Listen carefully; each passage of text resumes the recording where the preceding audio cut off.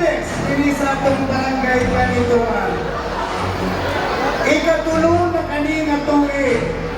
As what I have promised last year na atong i-open para mas daghan pa ang makaapil, mas mailhan pa ang barangay Kanituan pinaagi sa atong kaugalingon na produkto kaning dito na makita nato.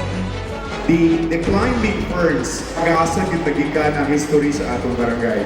Hinaot nga mag-welcome mo, kay kabalo ko, ubay-ubay sa inyo ang nag-enjoy sa series of activities nato sa atong fiesta.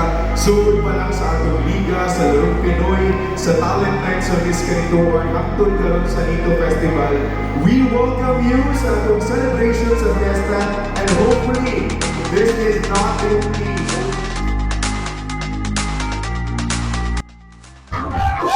I am also in the video for one of the dancers of South Summit that look at it also the officers of South Summit.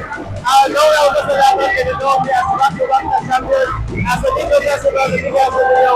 And I am so very thankful sa mga kaumansa. At kung kaaning dance group and also sa mga sponsors and sa mga sikap, Editary Cup, National for Rapatla, and as Chairman Johnny for Pagkitaison. And for all the winning candidates na aktividades na kugna sa Nito Festival in Unta.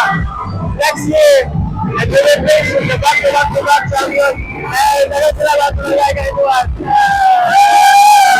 Hello, ako na si Steven Rex Igon. Usa ko ka producer sa Cloud 7 na back-to-back champion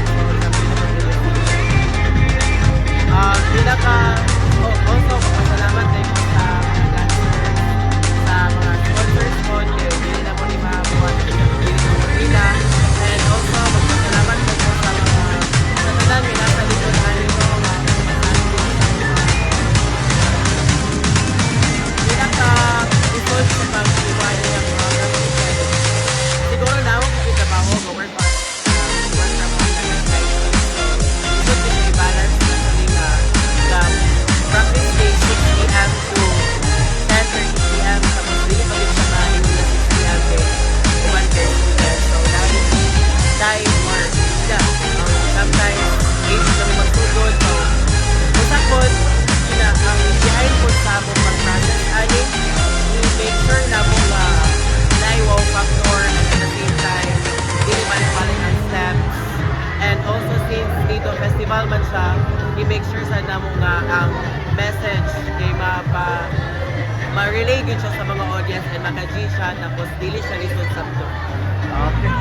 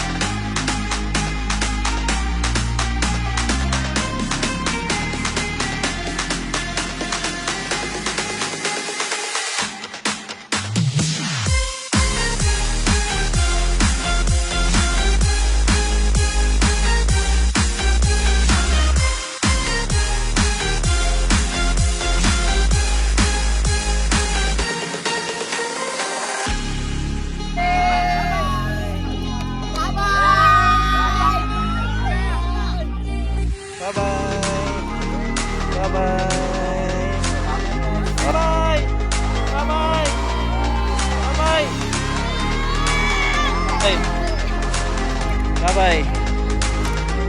Bye-bye. Okay.